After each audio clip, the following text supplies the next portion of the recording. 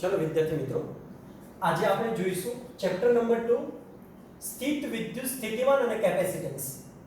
જો અગાઉના ચેપ્ટરમાં આપણે કેટલું જોયું એની જરા આપણે ચર્ચા કરી દઈએ કે અગાઉના ચેપ્ટરમાં આપણે એની કંઈક ચર્ચા કરી હતી કે દાખલા તરીકે ચોનાકા વિદ્યુત ભાર છે, यदि जो धन विद्युत भार છે તો એની આજુબાજુ જો સ્થિર પડ્યો છે તો એની આજુબાજુ વિદ્યુત ક્ષેત્ર ઉત્પન્ન થશે, પણ આ ધન વિદ્યુત ક્ષેત્ર કહીશું। એવી રીતે ઋણ વિદ્યુત ભાર છે તો એની પણ આજુબાજુ વિદ્યુત ક્ષેત્ર ઉત્પન્ન થશે અને આપણે આને શું કહેતા હતા તો કોઈ ઋણ વિદ્યુત ક્ષેત્ર કહેતા હતા। ધન વિદ્યુત ક્ષેત્ર રેખાઓ દોરવી હોય તો બહારની તરફ દોરતા હતા, એવી જ રીતે જો આપણે ઋણ વિદ્યુત ક્ષેત્ર રેખાઓ દોરવી છે ઋણ વિદ્યુત ભારની તો એ અંદરની તરફ આપણે આમ દોરતા હતા। અચ્છા, આટલી વસ્તુ આપણે જોઈ હતી, આ પણ સ્થિર હતો, અહીંયા પણ સ્થિર હતો। હવે આપણે જે જોવાનું છે એ શું જોવાનું છે, જો સ્થિત વિદ્યુત સ્થિતિમાન। હવે સ્થિત વિદ્યુત સ્થિતિમાન જો આપણે ભણવું હોય તો આપણને કોઈ પણ સમયે સ્થિતિમાન ક્યારે મળે, કારણ કે આપણે અગાઉ 11મા ધોરણની અંદર શીખી ગયા છે જેની અંદર ગુરુત્વ સ્થિતિમાન હતું। તો ગુરુત્વ સ્થિતિમાન ક્યારે મળે તો કે આપણે સ્થિતિ ઊર્જાની માહિતી હોવી જોઈએ। તો પહેલા આપણે શું જોઈશું, એના પહેલા સ્થિતિ ઊર્જા। અને હવે સ્થિતિ ઊર્જા શું ક્યારે મળે તો કે આપણી પાસે કાર્યની સમજ હોવી જોઈએ। તો આનો મતલબ એ થયો કે આપણે કાર્યથી આ ચેપ્ટરની શરૂઆત કરવી પડશે। કાર્યથી આપણે સ્થિતિ ઊર્જામાં આવીશું અને સ્થિતિ ઊર્જા પછી આપણને સ્થિતિમાન મળશે। તો આપણે એ જરાક જોવાનું છે કે આ વિદ્યુત ક્ષેત્ર છે, વિદ્યુત ભાર છે, દાખલા તરીકે Q છે પ્લસ વિદ્યુત ભાર છે, એવી રીતે આ માઈનસ વિદ્યુત ભાર છે। તો આ બંને વડે અથવા તો આ એક વડે કેટલું વિદ્યુત સ્થિતિમાન, કેટલી સ્થિતિ ઊર્જા ઉત્પન્ન કરશે, કેટલું વિદ્યુત સ્થિતિમાન પેદા કરશે, તો એ આપણે જોવાનું છે, જેને આપણે ક્રમ પ્રમાણે અહીંયા જરા લઈએ અને વ્યવસ્થિત આપણે ભણીએ। ચલો વિદ્યાર્થી મિત્રો, પહેલા આપણે કાર્યની સમજ લેવી પડશે। તો જોઈએ જરા શું સમજાવવા માંગે છે, શું કહેવા માંગે છે તે। હવે આ ભણતા પહેલા આપણે બે શબ્દો જરાક ભણવાના છે, જેનું નામ છે, એકનું નામ છે સંરક્ષી બળ। અહીંયા આપણે બળને બે વિભાગની અંદર વહેંચી દઈશું। એકનું નામ છે સંરક્ષી બળ અને બીજાનું નામ છે અસંરક્ષી બળ। સંરક્ષી બળ અને બીજું છે અસંરક્ષી બળ। વિદ્યાર્થી મિત્રો જરા ધ્યાનથી સમજો, સંરક્ષી બળ શબ્દ છે પુસ્તકની અંદર, પરંતુ અસંરક્ષી બળ વર્ડ નથી, કારણ કે એને સમજાવેલો નથી, પણ આપણે એને થોડું અમથું ડીપલી જરાક સમજીએ આ મેટરને ઉદાહરણ સાથે જરાક સમજીને જરા જોઈએ શું કહેવા માંગે છે। સંરક્ષી બળ આપણે કોને કહીશું, ચલો આપણે 11મા ધોરણની અંદર જઈએ તો આપણે એની અંદર શીખી ગયા હતા। શું શીખી ગયા હતા તો દાખલા તરીકે ફોર એક્ઝામ્પલ તરીકે આપણી પાસે સ્પ્રિંગ છે। હવે આ સ્પ્રિંગને આપણે ખેંચીશું, અત્યારે આટલું કેટલું અંતર x જેટલું છે, એટલે x જેટલી લાંબી છે। હવે ખેંચીશું તો શું થશે તો ભાઈ એમાં થોડો ડેલ્ટા x જેટલો વધારો થશે, પરંતુ ઘટના શું બનશે તો પણ ખેંચશો એટલે ધીમે ધીમે સ્પ્રિંગની સ્થિતિ ઊર્જા વધતી જશે। હવે જો તમે મૂકી દેશો, તાત્કાલિક નહીં, ધીમે ધીમે મૂકશો તો ધીમે ધીમે એની ગતિ ઊર્જામાં વધારો થતો જશે અને સ્થિતિ ઊર્જા 0 થતી જશે। તો આનો મતલબ એ થાય કે પહેલા સ્પ્રિંગને ખેંચો છો ત્યારે એની સ્થિતિ ઊર્જા વધતી જાય છે અને મૂકો છો ત્યારે એની સ્થિતિ ઊર્જા ફરી પાછી ઘટતી જાય એટલે ગતિ ઊર્જા વધતી જાય। પરંતુ યાદ રાખો શું થાય છે તો કે ભાઈ તમે આ બાજુથી ખેંચો છો અને સ્થાનાંતર થાય છે એટલે એના ઉપર કાર્ય થયું કહેવાય। એટલે એનો મતલબ એ છે કે કાર્યનું શેમાં રૂપાંતર થયું છે, સ્થિતિ ઊર્જામાં। તો ધીમે ધીમે સ્થિતિ ઊર્જા ખેંચતા જાવ તેમ વધતી જાય અને પછી તો ધીમે ધીમે મૂકવા જશો તો ગતિ ઊર્જા વધતી જશે, સ્થિતિ ઊર્જામાં ઘટાડો થતો જશે। પરંતુ યાદ રાખો શું થાય છે તો કે ભાઈ કાર્યનું શેમાં રૂપાંતર થાય છે તો કે ભાઈ સ્થિતિ ઊર્જા, અને સ્થિતિ ઊર્જાનો પછી શેમાં રૂપાંતર થાય છે તો ભાઈ ગતિ ઊર્જા। પરંતુ યાદ રાખો વિદ્યાર્થી મિત્રો, અહીંયા શું ઘટના બને છે તો ભાઈ સ્થિતિ ઊર્જા અને ગતિ ઊર્જાનો સરવાળો અચળ રહે છે। તો આનો મતલબ એ છે કે જ્યારે સ્થિતિ ઊર્જા અને ગતિ ઊર્જાનો સરવાળો જો અચળ રહે છે તો એવા જેટલા બળો લાગે છે બળો બધાને સંરક્ષી બળ કહેવાય। બીજું એક ઉદાહરણ સાથે સમજીએ, જરા પૃથ્વીની જરા ચર્ચા કરી લઈએ, જરા જોજો। દાખલા તરીકે આ આપણી પાસે પૃથ્વી છે। હવે આ પૃથ્વીની આજુબાજુ જે બનાવતું તેનો આજુબાજુના જેટલા વિસ્તારમાં બળ લગાડી શકે એટલા વિસ્તારને આપણે કહેતા હતા ગુરુત્વ ક્ષેત્ર, અને જે બળ લાગે એને આપણે કહેતા હતા ગુરુત્વાકર્ષણ બળ। હવે જ્યારે કોઈ વિદ્યુત ભાર અથવા તો આપણે કોઈ વિદ્યુત ભારની જગ્યાએ આપણે કોઈ પદાર્થ લઈએ અથવા તો કોઈ પથ્થર લઈ લઈએ, ચલો આપણે એને પદાર્થ નામ આપી દઈએ। હવે આ પદાર્થને જ્યારે તમે અંદર લાવશો ત્યારે તો આકર્ષણ બળ થશે, કારણ કે પૃથ્વીમાં કોઈ દિવસ અપાકર્ષણ બળ તો હોતું નથી, માત્ર આકર્ષણ બળ જ હોય છે। તો એ પદાર્થને જ્યારે તમે અંદર તરફ લાવશો ત્યારે શું થશે તો ભાઈ આકર્ષણ બળ વધતું જશે, એટલે તમારે એની વિરુદ્ધ દિશાની અંદર તાત્કાલિક ના પડી જાય। મતલબ કે એક સરખો વેગ, અચળ વેગી ગતિ ધરાવી શકે, મતલબ કે આ પદાર્થ એક સરખા વેગથી અંદર લાવવા માટે તમારે એની વિરુદ્ધ દિશાની અંદર શું કરવું પડશે તો ભાઈ કાર્ય કરવું પડશે, જેને કારણે આ અચળ વેગી ગતિ થશે। પરંતુ યાદ રાખો જ્યારે પદાર્થ આ તરફ આવે છે ત્યારે તેની સ્થિતિ ઊર્જા વધતી જાય છે। પરંતુ જો તમે એને મૂકી દેવામાં આવશે અથવા તો એને ફરી પાછો રિટર્ન આ બાજુ લઈ જવામાં આવશે તેની સ્થિતિ ઊર્જામાં વધારો થતો જશે અને આ બાજુ આવશે એની ગતિ ઊર્જામાં વધારો થતો જશે તો અહીંયા પણ શું ઘટના બની તો ભાઈ સ્થિતિ ઊર્જા અને ગતિ ઊર્જાનો સરવાળો અચળ રહે છે તો એનો મતલબ એ થયો કે સ્પ્રિંગમાં લાગતું પુનઃસ્થાપક બળ જે છે પુનઃસ્થાપક બળ અને અહીંયા પૃથ્વીમાં લાગતું ગુરુત્વાકર્ષણ બળ છે એ બંને બળ કેવા છે તો ભાઈ સંરક્ષી બળ છે શું કરવા કારણ કે એની સ્થિતિ ઊર્જા અને ગતિ ઊર્જાનો સરવાળો કેવો મળે છે અચળ મળે છે બીજી એક ભાષામાં અહીંયા પણ આપણે જે જોઈએ છે એ કયું બળ છે તો ભાઈ વિદ્યુત બળ જેને આપણે શું નામ આપીશું કુલંબ બળ જેને આપણે વ્યવસ્થિત જોઈ ચૂક્યા છે હજી પણ જરા એની વિશે ચર્ચા કરી દઈએ દાખલા તરીકે જ્યારે આ કોઈ ધન વિદ્યુત ભાર છે અને આ એની આજુબાજુ ઉત્પન્ન થાય છે વિદ્યુત ક્ષેત્ર જ્યારે કોઈ વિદ્યુત ભારને તમે એના વિદ્યુત ક્ષેત્રમાં લાવો છો અથવા તો વિદ્યુત ક્ષેત્રના કોઈ બિંદુ પાસે દાખલા તરીકે એ બિંદુ પાસે લાવો છો અથવા તો અહીં કોઈ બી બિંદુ પાસે લાવો છો અથવા તો અહીંથી આગળ જશો તો અહીં સી બિંદુ આવશે તો સી બિંદુ પાસે લાવો છો ત્યારે તમારે કાર્ય કરીને અંદર રાખવો પડશે આ બી જો પ્લસ હશે અને આ બી પ્લસ હશે તો બંને વચ્ચે અપાકર્ષણ થશે પરંતુ જો તમારે અંદર લાવવો હશે તો કાર્ય કરીને અંદર નાખવો પડશે તો યાદ રાખો કે જ્યારે અંદર આવશે ત્યારે શું થશે તો તેની સ્થિતિ ઊર્જામાં વધારો થશે અને જો તમે અહીંયા લાવીને છોડી દેશો તો એ અપાકર્ષણને કારણે દૂર દૂર જતો રહેશે તો એની અંદર શું થશે તો એની ગતિ ઊર્જામાં વધારો થશે તો આનો મતલબ શું થયો તો ભાઈ અહીંયા પણ સ્થિતિ ઊર્જા અને ગતિ ઊર્જા બંને અચળ હોય છે તેથી આપણે વિદ્યુત બળને પણ કેવું કહીશું તો ભાઈ એને આપણે સંરક્ષી રાશિ કહીશું હવે આપણે શું જોઈએ છે અસંરક્ષી રાશિ ચલો વિદ્યાર્થી મિત્રો સપોઝ કે તમને ગુસ્કેટ જેટેબલ નેટ ની અંદર કોઈ પણ જગ્યાએ એક એક્ઝામ્પલ અથવા તો કોઈ ઉદાહરણ સાથે પૂછે કે નીચેનામાંથી કયું બળ અસંરક્ષી બળ છે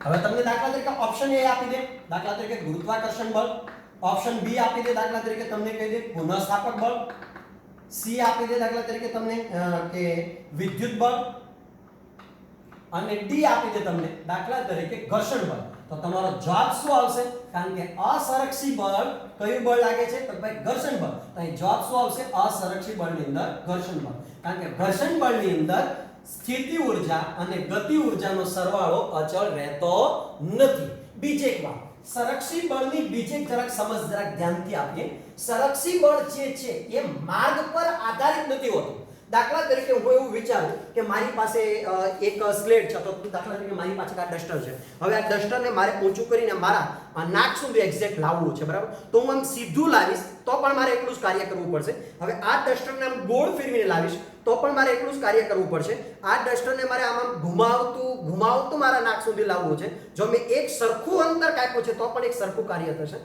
માર્ગ પર આધારિત નથી અને આવી રીતે આમ લાવો તો પણ કાર્ય સરખું થાય સીધું જ ડસ્ટર લાવો તો પણ કાર્ય સરખું મળે અને ગોળ ફેરવતા લાવશો આમ નાના બબુને પારણે જે ઝુલાવતા હોય એવી રીતે તમે લાવો અને અંતર જો તમે એટલું કાપવા જશો મતલબ એટલે જ એટલું જો અંતર એક સરખું રહેશે મતલબ કે પ્રારંભિક અંતર અને અંતિમ અંતર બે જો સરખા રહેશે તો પ્રારંભિક અંતર અને અંતિમ અંતર બે સરખા રહેશે માર્ગ ગમે તે હોય કાર્ય એક સરખું જ થશે તો આવા સમયે આપણે એને સંરક્ષી બળ કહીશું તો અહીંયા શું થશે જરાક જોઈએ આમાં પણ તમે કોઈ પદાર્થને આવી રીતે લાવો અથવા તો આવી રીતે લાવો તો સીધા લાવો અથવા તો આવી રીતે આમ ઘુમાવતા લાવો પછી સીધા જ લાવો અથવા તો તમે કોઈ પણ રીતે લાવશો કાર્ય કેવું રહેશે W એક સરખું કાર્ય કેવું રહેશે અચળ આ બિંદુએ લાવવા માટે આ બિંદુથી આ બિંદુએ લાવવા માટે કાર્ય એક સરખું રહેશે તો સમજો જરા આની અંદર શું ઘટના બને છે તો ભાઈ માર્ગ પર આધારિત નથી એવી રીતે આ વિદ્યુત ભારને તમારે અહીંયા લાવવો હોય તો તમે અહીંથી આમ સીધો લાવશો અથવા તો અહીંથી આમ લાવશો અથવા નીચેથી આમ લાવશો અથવા તમે ઘુમરું કરતો તમે અહીંયા લાવશો તમારે જે રીતે લાવો એ રીતે કાર્ય એક સરખું થશે તો યાદ રાખો એ માર્ગ પર આધારિત હોતું નથી સંરક્ષી બળ માર્ગ પર આધારિત નથી જ્યારે અસંરક્ષી બળ માર્ગ પર આધારિત છે કઈ રીતે તો દાખલા તરીકે તમે ઘર્ષણ છે આવી રીતે કરશો તો ઘર્ષણ બળની વેલ્યુ અલગ હશે હવે આની આ જ વસ્તુ આવી રીતે તમે ઘર્ષણ કરશો તો એની બળની વેલ્યુ અલગ આવશે આવી રીતે તમે ઘર્ષણ બળ લગાવશો તો એની વેલ્યુ બી અલગ આવશે આવી રીતે ઘર્ષણ બળ લગાવશો તો એની વેલ્યુ બી અલગ આવશે એટલે એ માર્ગ પર ડિપેન્ડ છે તો આપણે અહીંયા બે વસ્તુ જોયું છે એક સંરક્ષી બળ અને એક બીજું જોયું છે આપણે અસંરક્ષી બળ સંરક્ષી બળની મેઇન લાક્ષણિકતા ગતિ ઊર્જા અને સ્થિતિ ઊર્જાનો સરવાળો અચળ રહે છે બીજું એની એક લાક્ષણિકતા એ સંરક્ષી બળ માર્ગ પર આધારિત નથી જ્યારે અસંરક્ષિત બળની અંદર આપણે એક ઉદાહરણ જોયું જેનું નામ છે ઘર્ષણ બળ. કદાચ આવી રીતે તમને MCQ ની અંદર પૂછી નાખે તો વિદ્યાર્થી મિત્રો તમને આવડતું હોવું જોઈએ. તો આ પહેલો પોઈન્ટ થયો. પછી હવે આપણે ભણવાનું છે પહેલા ક્વેશ્ચનની અંદર કાર્ય. તો અહીંયા જરા સમજીશું કાર્ય આપણે કોને કહીશું તેની જરા ચર્ચા કરી દઈએ. વિદ્યુત ક્ષેત્રમાં થતા કાર્યની સમજ આપો.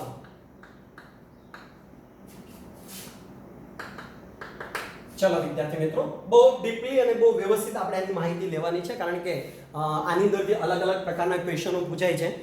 સ્થિતિમાન પરથી કાર્ય શોધવાનું થશે, સ્થિતિ ઊર્જા પરથી કાર્ય શોધવાનું થશે, અને એના MCQ પણ બહુ બધા આવતા હોય છે, એટલે આપણે એને ધ્યાનથી જરાક સમજીએ. દાખલા તરીકે મારી પાસે એક અહીંયા વિદ્યુત ભાર છે. હવે આ વિદ્યુત ભાર મારે કેવો રાખવો છે મારા ઉપર ડિપેન્ડ છે. હું ધન વિદ્યુત ભાર બી રાખી શકું, હું ઋણ વિદ્યુત ભાર બી રાખી શકું. દાખલા તરીકે મારે અહીંયા મારી પાસે આવેલો છે ધન વિદ્યુત ભાર. હવે આ ધન વિદ્યુત ભારનું મૂલ્ય કેટલું છે આપણે લખી નાખીએ Q જેટલું. આની આજુબાજુ સ્મોલ q બી આપી શકો છો, જરૂરી નથી તમારે કેપિટલ Q આપવું છે. આની આજુબાજુ બધા વિસ્તારની અંદર શું ઉત્પન્ન થશે તો ભાઈ વિદ્યુત ભાર છે એની આજુબાજુ શું ઉત્પન્ન કરી શકે તો ભાઈ જેટલા વિસ્તારની અંદર આ બળ લગાડી શકે એટલા વિસ્તારને આપણે નામ આપતા હતા વિદ્યુત ક્ષેત્ર. તો આ વિદ્યુત ભાર શું બનાવશે એની આસપાસ વિદ્યુત ક્ષેત્ર. તો જોઈએ જરા, આ મારી પાસે જે વિદ્યુત ભાર છે Q નું મૂલ્ય વધારે છે. હવે અહીંયા હું એક પરીક્ષણ વિદ્યુત ભાર લઉં છું, જરા ધ્યાનથી જરાક સમજજો. જે વિદ્યુત ક્ષેત્રની અંદર આવેલો છે અને જે P બિંદુએ આવેલો છે, આ પરીક્ષણ વિદ્યુત ભાર છે, એનું મૂલ્ય જરાક આપણે લઈ લઈએ Qz. Very good. ચલો હવે આ વિદ્યુત ભારને મારે અહીંયા આપેલા બિંદુએ એટલે કે ક્યાં લાવવાનો છે, મારે Q પાસે લાવવો છે. એટલે કે P પર રહેલો Q0 જેટલા વિદ્યુત ભારને મારે ક્યાં લાવવાનો છે વિદ્યાર્થી મિત્રો તો કે ભાઈ મારે લાવવાનો છે Q સુધી, અથવા તો પુસ્તકની જેવી રીતે જો ચાલો તો અહીંયા એ લોકોએ નામ આપેલું છે P બિંદુ અને અહીંયા નામ આપેલું છે વિદ્યાર્થી મિત્રો R બિંદુ. એટલે કે ક્યાં લાવવાનો છે તો ભાઈ P થી R સુધી લાવવાનો છે. અહીંયા R માફ કરજો અને અહીંયા છે P. તો શું છે તો ભાઈ R થી P સુધી લાવવાનો છે. તો શું કરીશું આપણે તો કે એક કામ કરીએ, આપણે અહીંયાથી વિદ્યુત ભારને અહીંયા લાવવો છે. તો અહીંયા આ વિદ્યુત ભાર કેવો છે પ્લસ, આ પણ વિદ્યુત ભાર કેવો છે પ્લસ. તો પ્લસ પ્લસ વચ્ચે પરીક્ષણ વિદ્યુત ભાર હંમેશા પ્લસ હોય. તો પ્લસ પ્લસ વચ્ચે શું થવાનું છે તો કે ભાઈ એ અપાકર્ષણ થવાનું છે. તો શું કરશો તો ભાઈને પકડીને બાહ્ય બળ વડે અહીંયાથી તમે એટલું લાવ્યા છો, હજી બી બળ લગાવીને તમે અહીંયાથી એટલું લાવ્યા છો, હજી બી બળ લગાવીને તમે અહીંયાથી એટલું લાવ્યા છો, હજી બી બળ લગાવીને તમે અહીંયાથી એટલે સુધી એટલા અંતર સુધી લાવ્યા છો. પણ અહીંયાથી એટલું અંતર કેટલું છે, કારણ કે આપણે તો વિદ્યુત ભારથી કેટલું અંતર છે એ મહત્વનું છે. તો એટલેથી એટલું આપણે નામ આપી દઈએ છીએ r વેક્ટર, સ્થાન સદિશ r વેક્ટર. એટલેથી એટલું અંતર મતલબ કે આપણે ક્યાંથી ક્યાં લાવ્યા છીએ તો ભાઈ r બિંદુથી p બિંદુએ લાવ્યા છે. તો r થી p સુધી લાવ્યા છે Q0 જેટલા વિદ્યુત ભારને. તો એના માટે કરવું પડતું કાર્ય કેટલું છે, પણ એ પહેલા જરાક ધ્યાનથી આ વાતને જરાક સમજી લો. જ્યારે Q0 ને સમજો જરા p બિંદુએ લાવો છો ત્યારે જે તમે કાર્ય કરો છો એને દબાવીને, હવે કાર્ય થયું ક્યારે કહેવાય જ્યારે તમે બળ લગાડો અને પદાર્થ અંતર કાપે તો એ કાર્ય થયું કહેવાય. કારણ કે કાર્યની પહેલી એક સૂચના છે કે કાર્યમાં સ્થાનાંતર થવું જરૂરી છે. આપ શું કાર્ય વિશે જાણો છો, કારણ કે કાર્યના બહુ મહત્વના પોઈન્ટ છે, કાર્યની પણ ચર્ચા કરીએ કે કાર્ય ક્યારે કહેવાય, કાર્ય ક્યારે શૂન્ય થાય. કાર્ય માટે જરાક સમજી લઈએ. શું તો કે ભાઈ પહેલી એક વસ્તુ કાર્ય માટે શું લખી શકાય તો કે ભાઈ જો કાર્ય માટે બળ અને સ્થાનાંતર એકબીજાને લંબ હોય. સમજો જરા, કોણ કોણ બળ અને સ્થાનાંતર એકબીજાને કેવા હોય લંબ. મતલબ કે બળ આમ લગાડતા હોય પરંતુ સ્થાનાંતર આપણે આમ કરાવવું હોય તો એ સમયે કાર્ય કેવું થાય છે તો ભાઈ 0. બીજી એક ચર્ચા જરા કરી દઈએ, કાર્ય ક્યારે 0 થાય. અહીંયા જો સ્થાનાંતર 0 હોય ઇઝ ઇક્વલ ટુ 0 તો કાર્ય પણ કેવું થાય છે 0. મહત્તમ કાર્ય ક્યારે મળે છે જ્યારે સ્થાનાંતરની દિશા અને બળની દિશા બંને એક હોય. ત્રીજી વાત શું લખી નાખે F વેક્ટર સમાંતર dr વેક્ટર, ત્યારે કાર્ય કેવું મળે છે તો કે ભાઈ મહત્તમ. ત્રીજી ચોથી વાત શું તો કે ભાઈ બળ અને સ્થાનાંતર બંને એકબીજાના પ્રતિ સમાંતર હોય ડેલ્ટા r વેક્ટર. એકબીજા પ્રતિ સમાંતર હોય ત્યારે કાર્ય કેવું મળે છે? ઋણ. જરા વિદ્યાર્થી મિત્રો યાદ રાખજો, કાર્ય ક્યારે ધન મળે અને કાર્ય ક્યારે ઋણ મળે એ મહત્વનું છે. ક્યારે કાર્ય ધન મળે? જ્યારે બળ અને સ્થાનાંતર બંને એક જ દિશામાં હોય ત્યારે કાર્ય કેવું મળે? મહત્તમ. અને કાર્ય કેવું મળે છે? ધન. જ્યારે બળ આમ લગાડીએ પરંતુ સ્થાનાંતર આમ થતું હોય, હમણાં આપણે જોઈશું, આપણે દોરીશું એટલે સમજ પડશે. મતલબ કે બળ અને સ્થાનાંતર પરસ્પર પ્રતિ સમાંતર હોય, મતલબ કે વિરુદ્ધ દિશામાં હોય, એ સમયે કાર્ય આપણને કેવું મળે છે? ઋણ. બીજી એક વાત, એટલેથી એટલે સુધી આવ્યા છે તો JEE નીટની અંદર એક મુદ્દો છે જેને આપણે નામ આપીશું R થી P સુધીનું રેખા સંકલન. તો એની પર જરા આપણે ચર્ચા કરી દી એટલે વિદ્યાર્થી મિત્રો થિયરી પોર્શનની અંદર કદાચ આવું ના પૂછાય, MCQ ની અંદર પૂછાતું હોય છે, એટલા માટે આપણે ચર્ચા કરતા હોઈએ, કારણ કે ટેક્સ્ટ બુકનો મુદ્દો છે પણ નહીં. તો આપણે નામ આપી દઈએ રેખા સંકલન. હવે રેખા સંકલનનું સૂત્ર આપણી પાસે છે, રેખા સંકલન integration E vector dot dr vector. હવે જરા ધ્યાનથી જરા સમજો. અહીંયા P થી Q સુધી આપણે ક્યાંથી R થી P સુધી લઈ ગયા એટલે લખી શકાય R થી P સુધી. જો હવે આપણને કોઈ રેખા સંકલન પૂછે વિદ્યાર્થી મિત્રો તો આપણને આવડતું હોવું જોઈએ. વિદ્યુત ક્ષેત્ર અને સ્થાન સદિશનું વેલ્યુ મૂકી દેવાની, વચ્ચે ડોટ છે, જરા યાદ રાખજો. એનો મતલબ એ થયો કે રેખા સંકલન કેવું છે? અદિશ રાશિ છે, તો એનું કિંમત મૂકીને કોઈ પણનું રેખા સંકલન આપણે શોધી શકાય. પરંતુ રેખા સંકલન અંદર એક મહત્વની વાત એ છે કે यदि જો તમે કોઈ પદાર્થને R થી P સુધી લાવ્યા અને ફરી પાછા P થી R સુધી લઈ જાઓ, એટલે કે આખું એક પરિભ્રમણ કરાવો, મતલબ કે આખો એક સર્કલ બનાવો, ક્યાંથી? તો ભાઈ R થી P સુધી લઈ ગયા અને P થી R સુધી લઈ ગયા, તો એ સમયે રેખા સંકલન કેવું થશે? તો આવી રીતે લખાય, રેખા સંકલન ઓફ ધ રિંગ. કારણ કે તમે આખું ગોળ ફેર્યું છે, અહીંથી અહીંયા લઈ ગયા છો, E vector dot dr vector, તો એ સમયે તમને રેખા સંકલન શૂન્ય મળે છે. તો જરા યાદ રાખો વિદ્યાર્થી મિત્રો, કારણ કે અહીંયા R થી P લઈ ગયા અને P થી R સુધી લઈ ગયા છો કોઈ વિદ્યુત ભારને, એટલે બંધ પરિપથ બનાવ્યો છે, બંધ ગાળો બનાવ્યો છે, અને કોઈ પણ સમયે બંધ ગાળાનું રેખા સંકલન શૂન્ય થાય. યાદ રાખજો, હજી પણ એક વખત એવું કહું છું, જરા યાદ રાખો કે જ્યારે પણ વિદ્યુત ક્ષેત્રમાં બંધ ગાળાનું રેખા સંકલનનું મૂલ્ય પૂછે MCQ ની અંદર, તો તમારે જવાબ આવશે શૂન્ય. આ ભૂલશો નહીં વિદ્યાર્થી મિત્રો. ચલો, તો આપણે તો વાત કોની કરતા હતા? તો કે ભાઈ મહત્વની વાત હતી આપણી પાસે કાર્યની. તો આપણે જરા કાર્ય જ આગળ વધારીએ. આ તો રેખા સંકલન વચ્ચે યાદ આવી ગયું એટલે આપણે લઈ લીધું છે. તો કાર્યની આપણે ચર્ચા કરતા, તો કાર્ય આપણે કરવું છે, તો કાર્યનું સૂત્ર શું થશે વિદ્યાર્થી મિત્રો? શું લખીશું આપણે? Q વિદ્યુતભાર જેટલા વિદ્યુતભારને R થી P સુધી લઈ જવા માટે કરવું પડતું કાર્ય. ચલો વિદ્યાર્થી મિત્રો, આપણે કાર્યને શું કહીશું? તો ભાઈ W ઇઝ ઇક્વલ ટુ, ચલો કાર્યનું સૂત્ર શું થાય? બળ ગુણ્યા લંબ. તો આપણે શું કરીશું? તો ભાઈ ઇન્ટિગ્રેશન. કોઈ કે કેમ ભાઈ સંકલન કેમ કર્યું છે? તો યાદ રાખો વિદ્યાર્થી મિત્રો, હવે તમે P થી R થી P સુધી આવશો તો ફટાફટ નહીં આવી જાઓ. આટલે સુધી લાવ્યા હોય તો એ કાર્ય થયું કહેવાય, એટલે તેટલા અંતર સુધી કાર્ય થયું કહેવાય, એટલે તેટલા અંતર સુધી લાવ્યા તો કાર્ય થયું કહેવાય વિદ્યુતભારને. આ વિદ્યુતભારને અહીંયા સુધી લાવ્યા ત્યારે કાર્ય થયું કહેવાય. આ વિદ્યુતભારને એટલે સુધી લાવશો તો કાર્ય થયું કહેવાય. આ વિદ્યુતભારને એટલે સુધી લાવશો તો આ સૂક્ષ્મ કાર્ય થયા, અને બધા સૂક્ષ્મ કાર્યનો સરવાળો કરશો તો R થી P સુધી લાવવા માટે તમે કુલ કેટલું કાર્ય કર્યું છે એની તમે સમજ મેળવી શકશો. એટલે બધા જ કાર્યનો સરવાળો, એટલે આપણે અહીંયા dw પણ લખી શકીએ. એ પણ લખ્યું તો લખી શકે. ક્યાંથી ક્યાં લઈ ગયા? R થી ક્યાં લઈ ગયા વિદ્યાર્થી મિત્રો? P સુધી. ચલો સંકલન. હવે dw નું મૂલ્ય કેટલું થશે વિદ્યાર્થી મિત્રો? કાર્યનું સૂત્ર શું થશે? બળ ગુણ્યા લંબ અંતર. તો અહીં શું નામ આપીશું? F vector. Na ગુણ્યા લંબ અંતર. લંબ અંતરને આપણે શું નામ આપીશું? dr vector. અને સંકલન ક્યાંથી ક્યાં સુધી લેવાનું છે વિદ્યાર્થી મિત્રો? તો કે ભાઈ R થી ક્યાં સુધી લઈ ગયા છીએ? R થી P સુધી. અહીં શું લખીશું? R થી P સુધી. પણ યાદ રાખો વિદ્યાર્થી મિત્રો, આ જે બળ છે એને આપણે નામ આપી દઈએ EXT, એક્સટર્નલ બળ. એક્સટર્નલ બળ એટલે આપણા વડે, બાહ્ય બળ, આપણા વડે થયેલું કાર્ય, આપણા વડે લગાડેલું બળ.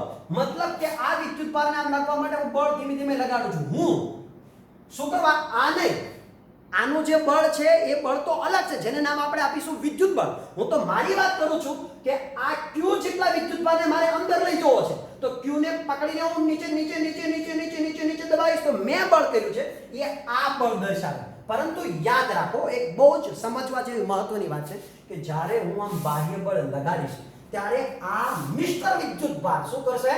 અપાકર્ષણ બળ લગાડશે. મતલબ કે મારું બળ આ બાજુ, એમનું બળ ઉપર તરફ. શું કરવા? કારણ કે OB પ્લસ પ્લસ વચ્ચે અપાકર્ષણ. તો એ બળ ક્યાં લગાડશે?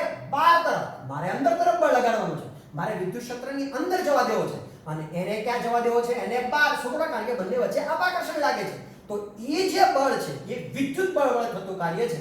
તો જરા યાદ રાખો, અહીંયા શું થાય છે? તો ભાઈ મારું બળ એટલે મેં બળ લગાવ્યું આ દિશામાં, સ્થાનાંતર પણ થયું આ દિશામાં, એટલે કે F એક્શનલ બાહ્ય બળ વડે થતું કાર્ય ધન મળે છે. શું કરવા ધન મળે છે? કારણ કે બળની દિશા અને સ્થાનાંતરની દિશા એક છે.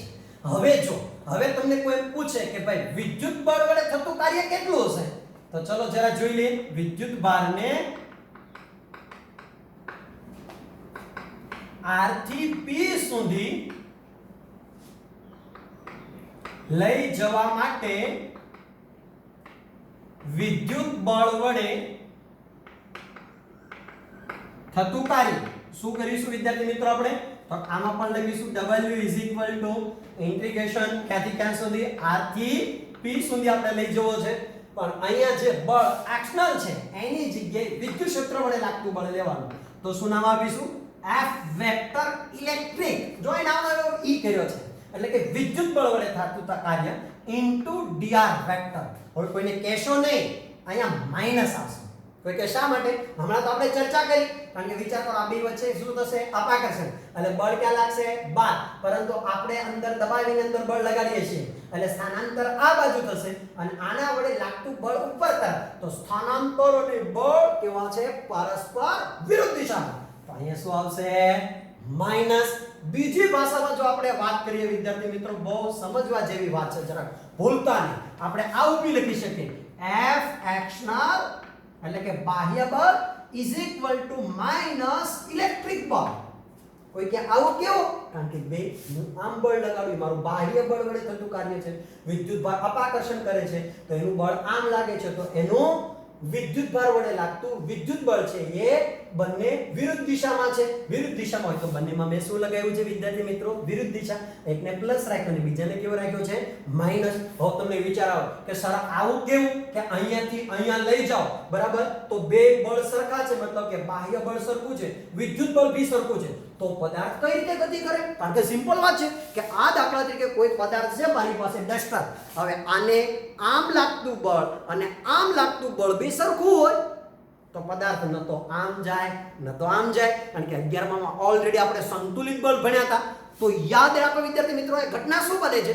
એકવાર ગતિ કરાવીને અંદર રાખ્યો છે, પછી આની ગતિ અચળ છે, મતલબ કે 10 મીટર પર સેકન્ડ. 10 મીટર પર સેકન્ડની સ્પીડે એ ગતિ કરે છે. સમજો જરા. હવે હું આને આમ બળ લગાડું, અપાકર્ષી હોય કે અંદર તરફ આકર્ષી બળ હોય, જે બળ તમે લગાડો, પણ બે બળ સરખા હોય તો આની સ્પીડ એક સરખી રહેવાની છે. કેટલી? 10. કારણ કે બે ઉપર બળ તો સરખા છે. એનો મતલબ એ છે કે જો યદી હું આમ ગતિ કરું છું, ધીમે ધીમે ગતિ કરતો જાઉં છું અને પછી એ સમયે મારા ઉપર એક વ્યક્તિ આમ બળ લગાડે, એક વ્યક્તિ આમ બળ લગાડે, તો મારી ગતિ તો રહેવાની છે. કારણ કે ઓલરેડી એ પહેલા હું ગતિ કરતો જ તો અહીંયા શું થયું? બંને બળ ભલે એક સરખા છે પણ પહેલા એની જે સ્પીડ હતી, દાખલા તરીકે 9 ની સ્પીડ હતી કે 10 ની સ્પીડ હતી, તો એ સ્પીડ એક સરખી રહેવાની છે. મતલબ કે આટલેથી આટલે સુધી આવશે ત્યારે એની ઝડપ હશે એ અચળ વેગી ગતિ હશે. જોજો જરા વિદ્યાર્થી મિત્રો, ભૂલતા નહીં. કારણ કે અચળ વેગી ગતિ ન હોય તો અહીંયા કાર્યની કોઈ સમજ જરૂરી જ નથી. તો ચલો વિદ્યાર્થી મિત્રો, જરા ઓર એક બાબત જોઈએ.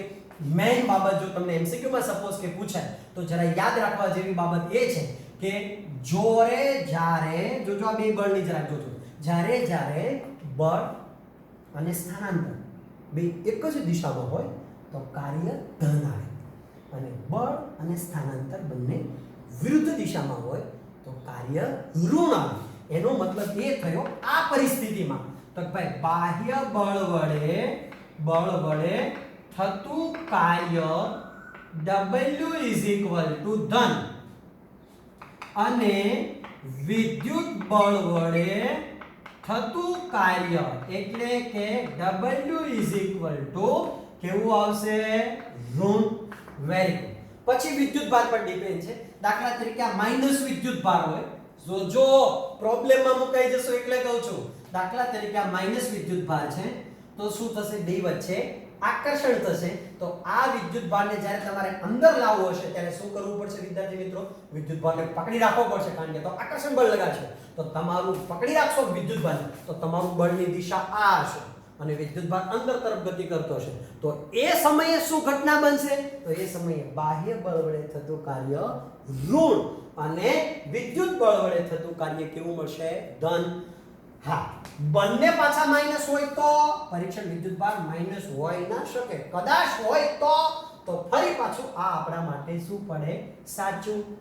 તો જરા યાદ રાખો, અલગ અલગ રીતે તમને MCQ માં બી પૂછી શકે. આપણા માટે તો અહીંયા મહત્વનું એ છે કે જો બળ આમ છે, સ્થાનાંતર બી આમ છે, બળ અને સ્થાનાંતર બે એક દિશામાં છે તો કાર્ય ધન છે. બળ આ બાજુ અથવા તો બળ આ બાજુ ને સ્થાનાંતર આ બાજુ થાય છે તો એ સમયે કાર્ય કેવું મળશે? ઋણ. ચલો, આના ઉપરથી આપણે વિદ્યાર્થી મિત્રો જોઈએ સ્થિતિ ઊર્જા.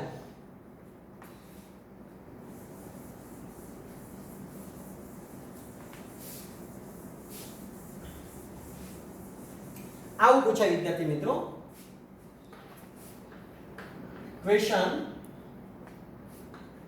સ્થિત વિદ્યુત સ્થિતિ ઊર્જા સમજાવો.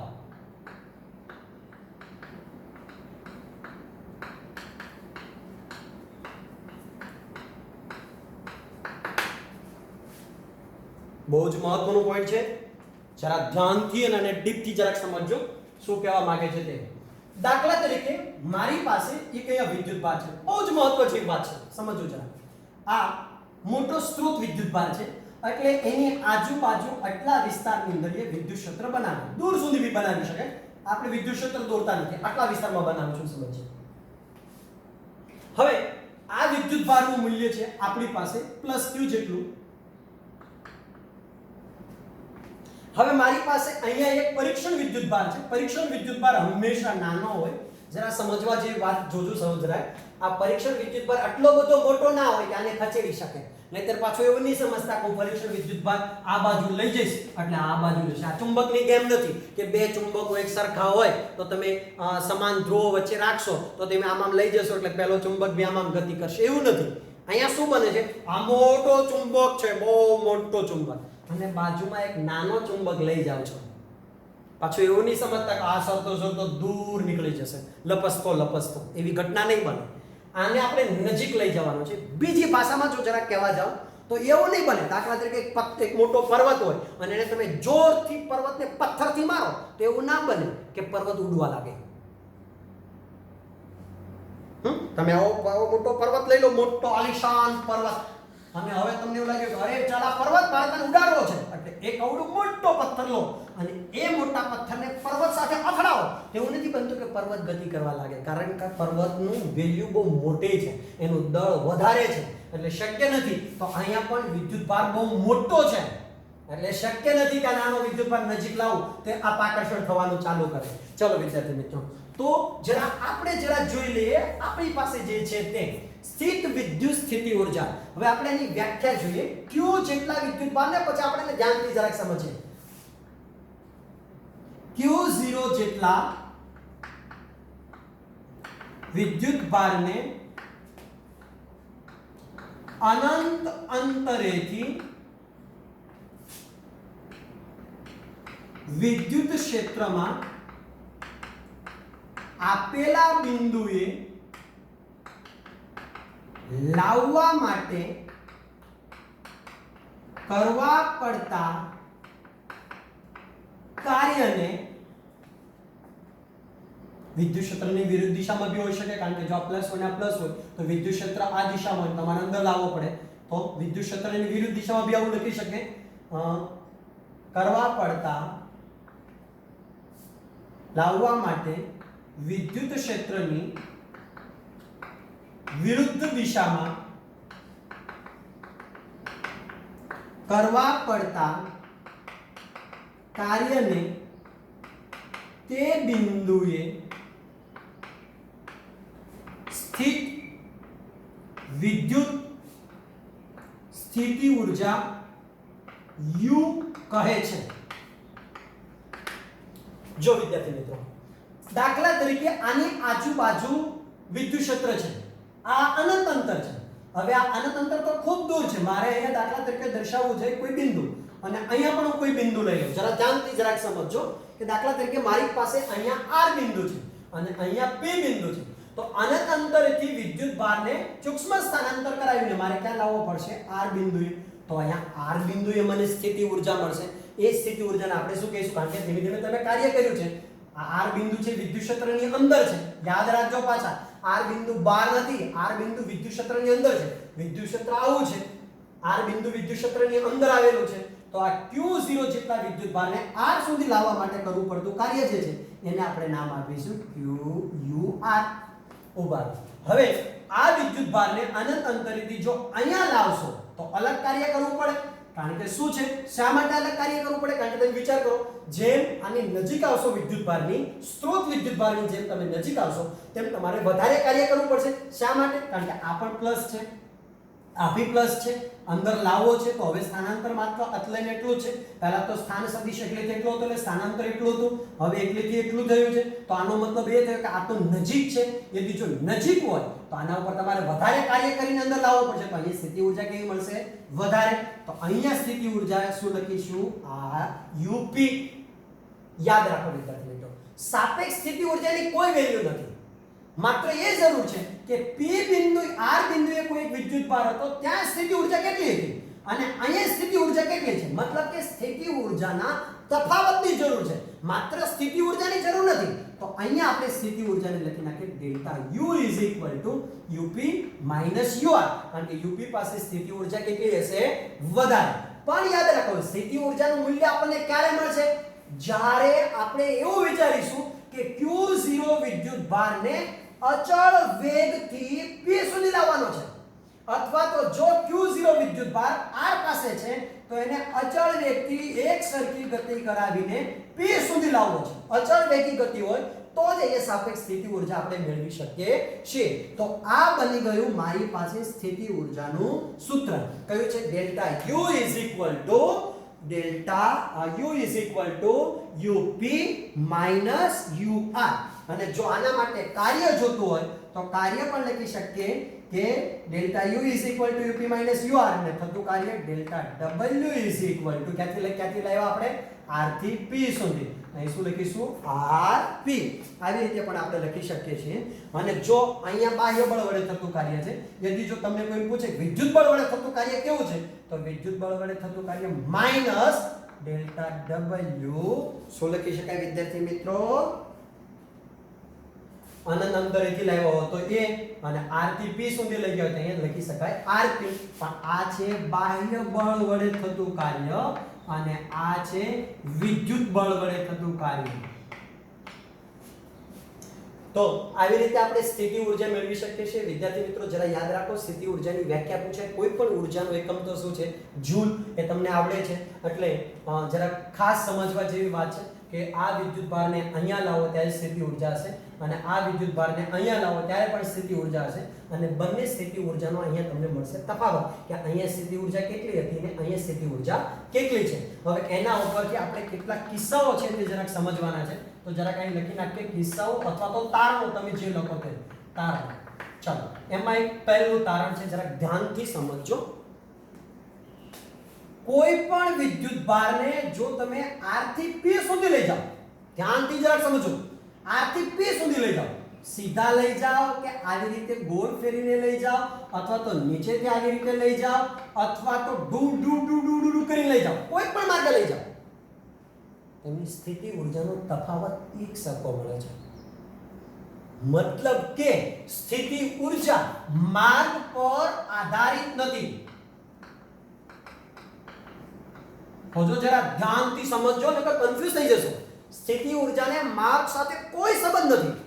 હું દાખલા તરીકે કોઈ પથ્થરને અથવા તો કોઈ ડસ્ટરને અહીંથી સીધું લઈ જાઓ કે તેમ ગોળ ફેરવીને લઈ જાઓ, ગમે તે રીતે લઈ જાઓ, એને માર્ગ પર આધાર રાખતું નથી। હવે બીજો એક મુદ્દો છે, જરા જોઈ લઈએ આપણે એના માટે। બીજો, સાપેક્ષ સ્થિતિ ઊર્જાનું કોઈ મહત્વ નથી. આપણી પાસે સ્થિતિ ઊર્જાનું નિરપેક્ષ સ્થિતિ ઊર્જાનું કોઈ મહત્વ નથી કે r બિંદુએ કેટલી સ્થિતિ ઊર્જા છે એનું મારે જરૂર નથી.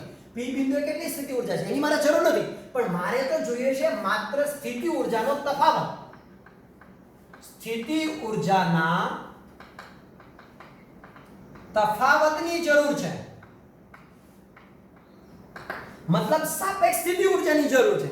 મારે નિરપેક્ષ સ્થિતિ ઊર્જા જોતી નથી, એનું કોઈ મૂલ્ય પણ નથી, કારણ કે મારે એ શોધવાનું પણ નહીં થાય. મારે તો આના ઉપરથી વિદ્યુત સ્થિતિમાન શોધવાનું છે અને વિદ્યુત સ્થિતિમાનમાં વિદ્યુત સ્થિતિમાનનો તફાવત જોશે. એટલે મારે અહીંયા r બિંદુ અને p બિંદુ નિરપેક્ષ સ્થિતિ ઊર્જા કેટલી છે એનું મારે કઈ કામ નથી.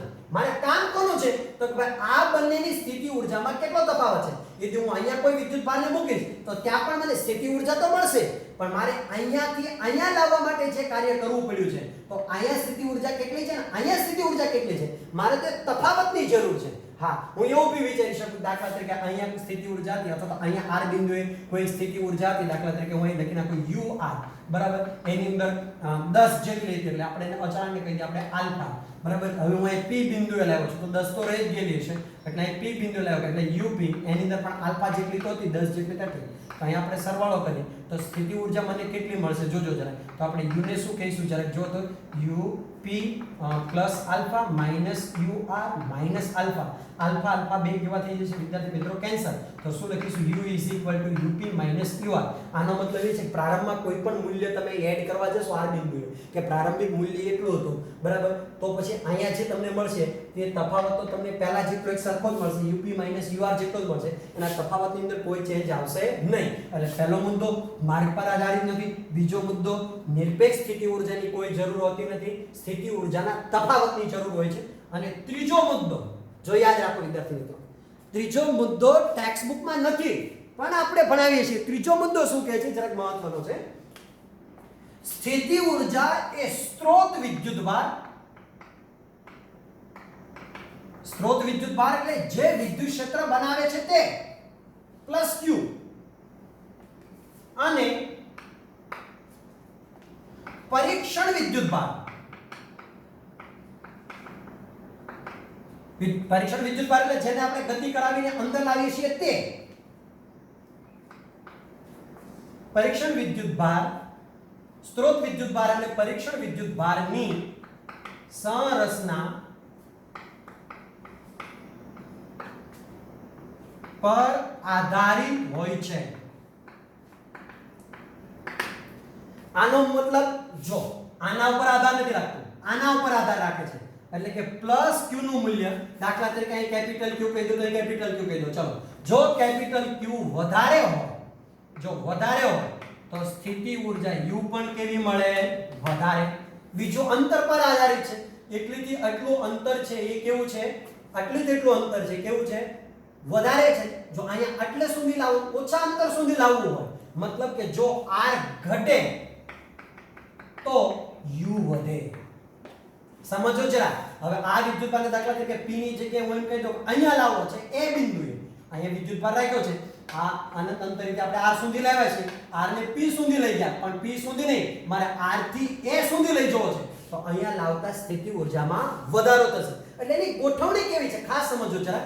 એક પ્લસ q વિદ્યુતભાર પર આધાર રાખે છે અને એક એના અંતર પર ડિપેન્ડ છે કે તમે કેટલો નજીક લાવો છો.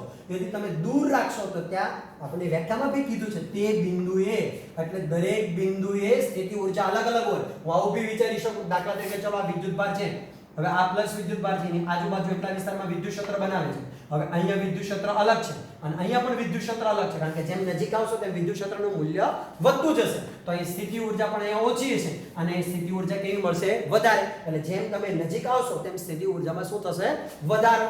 હા, અનંત અંતરે જશો તો અનંત અંતરે સ્થિતિ ઊર્જા કેવી લેવામાં આવે છે 0. તો આપણે આવી રીતે બી કરી શકીએ. આ પહેલો મુદ્દો, બીજો મુદ્દો, ત્રીજો મુદ્દો.